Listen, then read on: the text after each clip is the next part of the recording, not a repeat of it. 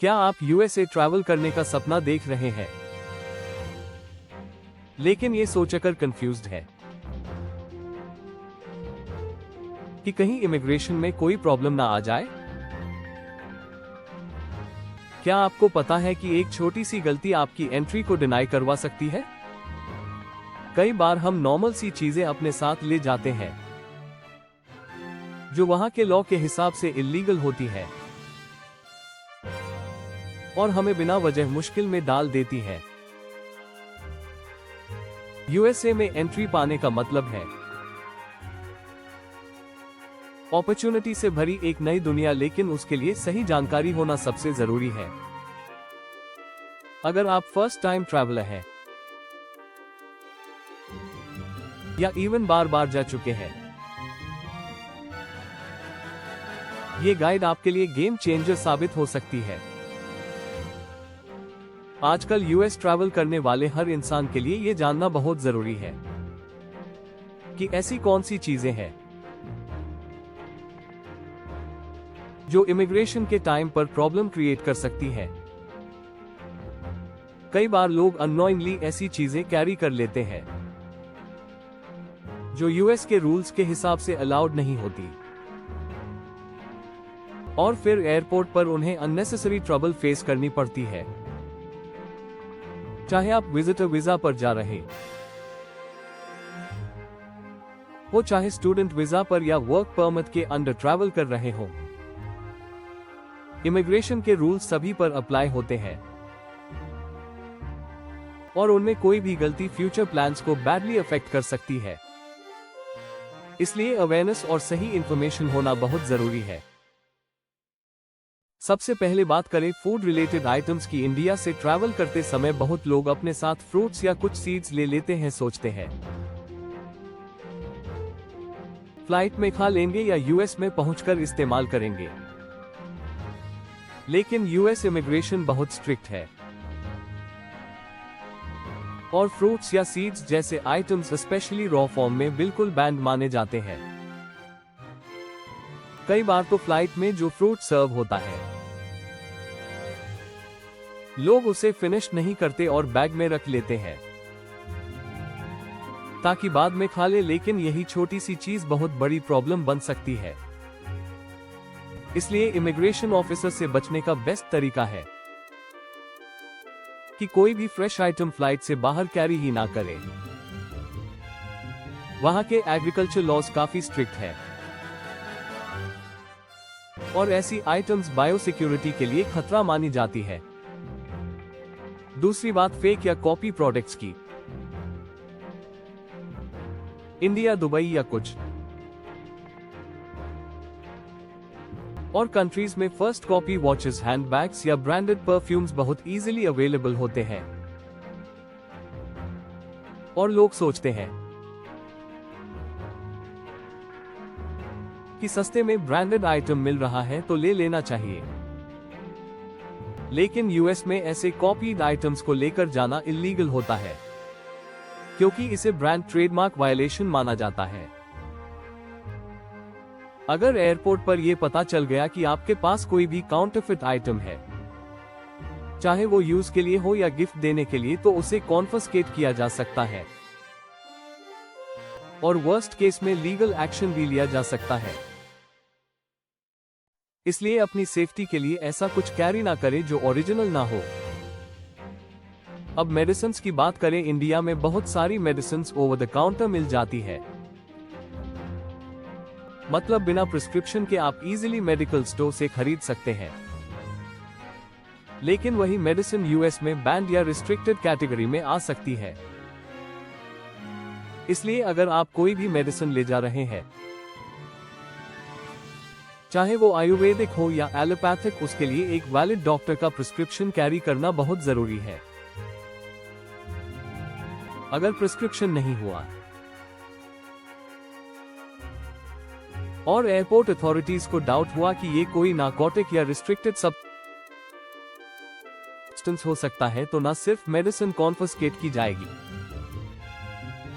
बल्कि आपसे काफी क्वेश्चनिंग भी हो सकती है और इन रेयर केसेस एंट्री भी डिनाई हो सकती है। इमिग्रेशन ऑफिसर्स को किसी भी तरह का सस्पिशन हुआ तो वो आपकी एंटायर लगेज चेक कर सकते हैं और लीगल ट्रबल में भी डाल सकते हैं। एक और बहुत इंपॉर्टेंट पॉइंट है कैश अमाउंट को लेकर। अगर आप $10,000 से ज्यादा कैश कैरी कर रहे हैं तो उसे डिक्लेयर करना बहुत जरूरी है। फ्लाइट में एक कस्टम्स डिक्लेरेशन फॉर्म दिया जाता है जिसमें यह क्लियरली पूछा जाता है कि आप कितनी कैश ले जा रहे हैं। अगर आपने डिक्लेयर नहीं किया और बाद में वो अमाउंट डिटेक्ट हो गया तो ना सिर्फ वो अमाउंट सीज हो सकता है बल्कि पेनल्टी और फ्यूचर ट्रैवल बैन्स भी लग सकते हैं। कई लोग सोचते हैं कि सिर्फ $US को काउंट किया जाएगा, लेकिन ऐसा नहीं है। किसी भी करेंसी में कैश अगर total amount 10,000 United states dollars से ऊपर हुआ तो डिक्लेरेशन मस्ट है। इमिग्रेशन के टाइम पायरेटेड मटेरियल लेकर जाना भी बहुत रिस्की है, चाहे वो पायरेटेड किताबें सीडीज, डीवीडीज या कोई भी एकेडमिक कंटेंट। अगर वो ओरिजिनल नहीं है तो बेटर है कि आप उसे ना ले जाएं। कई बार स्टूडेंट स्टडी मटेरियल फोटोकॉपी करा लेते हैं या किसी से शेयर करके लेकर जाते हैं, लेकिन ये चीजें कॉपीराइट लॉस के अंडर आती हैं और यूएस में इस पर जीरो टॉलरेंस है। इसी तरह सर्टिफिकेट्स और डॉक्यूमेंट्स भी ओरिजिनल होने चाहिए। किसी भी तरह का फेक या टैम्पर्ड डॉक्यूमेंट ले जाना सीधे फ्रॉड के कैटेगरी में आ जाता है। अब बात करते हैं एनिमल प्रोडक्ट की। इंडिया में कई बार लोग कुछ ट्रेडिशनल आइटम जैसे कि पीकॉक फेदर, स्नेक ऑयल या एनिमल बेस्ड हैंडीक्राफ्ट्स ले लेते हैं जो वहां सुवेनियर्स या रिलीजियस पर्पस के लिए यूज होते हैं, लेकिन यूएस में ऐसे आइटम्स स्ट्रिक्ट बैन के अंडर आते हैं। फेदर जैसे आइटम्स वहां की लोकल वाइल्ड लाइफ के लिए रिस्क माने जाते हैं और ऐसी चीजें ले जाने पर आप पर एनवायरमेंटल प्रोटेक्शन एक्ट के अंडर एक्शन लिया जा सकता है। इसलिए कोई भी ऐसा प्रोडक्ट जो एनिमल से जुड़ा हो, चाहे वो लेदर बेल्ट हो या कोई लोकल ऑयल, उसके बारे में पहले कंफर्म कर ले कि वो अलाउड है या नहीं। इसके अलावा एक और कॉमनली इग्नोर्ड आइटम है बीटल नट यानी सुपारी और पान रिलेटेड प्रोडक्ट्स। इंडिया में ये बहुत नॉर्मल है और रिलीजियस यूज के लिए भी यूज होता है, लेकिन यूएस कस्टम्स में ये रिस्ट्रिक्टेड कैटेगरी में आते हैं। अगर ये आइटम्स आपके पास मिली तो आपको सफाई देनी पड़ेगी और ज्यादातर केसेस में कॉन्फिस्केशन तो होगा ही और आपको एक वार्निंग नोटिस भी मिल सकता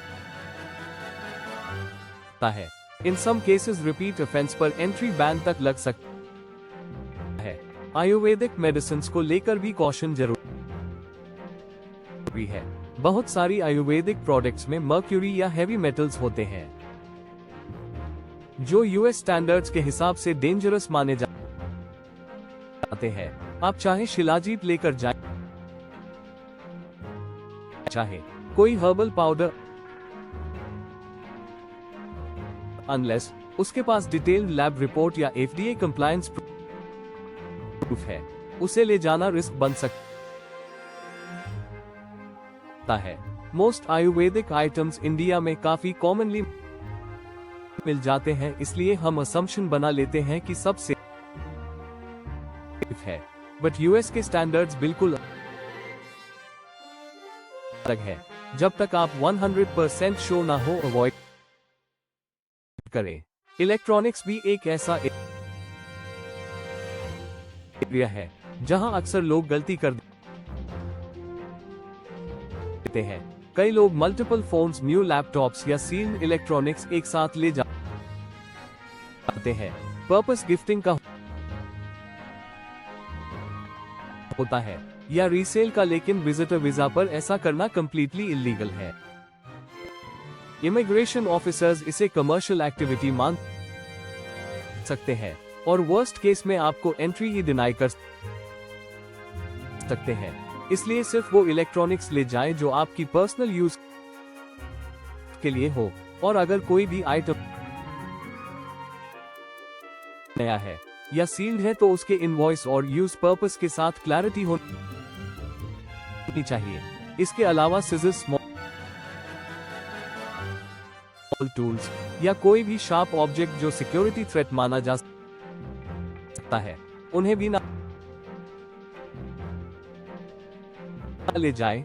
एयरपोर्ट सिक्योरिटी इन चीजों को बहुत सीरियसली लेती है और ऐसे आइटम्स आपकी सिक्योरिटी क्लियरेंस डिले या डिनाई का रीजन बन सकते हैं। इसलिए अगर आप फ्यूचर में यूएस ट्रैवल प्लान कर रहे हैं, चाहे किसी भी पर्पस से, इन छोटी छोटी बातों का ध्यान रखना बहुत जरूरी है। इमिग्रेशन प्रोसेस अब पहले से ज्यादा स्ट्रिक्ट हो गया है और किसी भी तरह की मिस्टेक आपको लीगल ट्रबल या ट्रैवल बैन तक ले जा सकती है।